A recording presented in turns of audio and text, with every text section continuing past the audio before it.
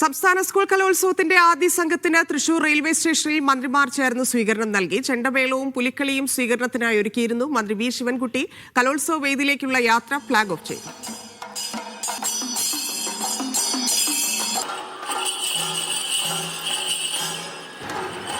കലോത്സവത്തിലെ ആദ്യ ബാച്ചിലെ കുട്ടികളുടെ സ്വീകരണമാണ് ഇപ്പോൾ തൃശ്ശൂർ റെയിൽവേ സ്റ്റേഷനിൽ നടന്നത്.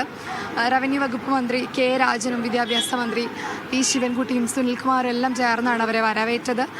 മാത്രമല്ല തൃശ്ശൂരിൻ്റെ ഐക്കണായ ചെണ്ടമേളവും പുലിക്കളിയും എല്ലാം ചേർന്ന ഒരു ആഘോഷ പരിപാടികളോടെയുള്ള ഒരു സ്വീകരണമായിരുന്നു നടന്നത്. ഇവിടുത്തെ ആദ്യ ബാച്ചിലെ കുട്ടികൾ ഇവിടെ ഉണ്ട്. നമുക്ക് അവരോട് തന്നെ ചോദിക്കാം. കലോത്സവത്തിന് വേണ്ടി എക്സൈറ്റഡ് ആണോ? എന്തെല്ലാം മത്സരങ്ങളാണ്? സംസ്കൃത നാടകം, ഗ്രൂപ്പ് ഡാൻസ്, നാളെ ഇംഗ്ലീഷ് സ്കിറ്റ്, മലയാളം നാടകം, മോണോ ആക്ട്, സിംഗിൾ ഐറ്റംസ്. ഏത് സ്കൂളിൽ നിന്നാണ് വരുന്നത്? Republican school. കഴിഞ്ഞ തവണ മത്സരിച്ചത്? ഇല്ല, ഇത് ഫസ്റ്റ് ടൈം സ്റ്റേറ്റിൽ. തൃശ്ശൂരാണ് ഇത്തവണ മത്സരം.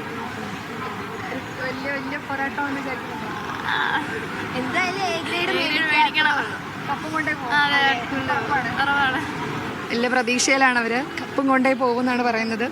തൃശ്ശൂരിലാണ് മത്സരമെങ്കിലും തൃശ്ശൂരിന് കപ്പ് വിട്ടു കൊടുക്കില്ല, കപ്പും കൊണ്ടേ പോകുമെന്നുള്ള പ്രതീക്ഷയിലാണ് എല്ലാവരും.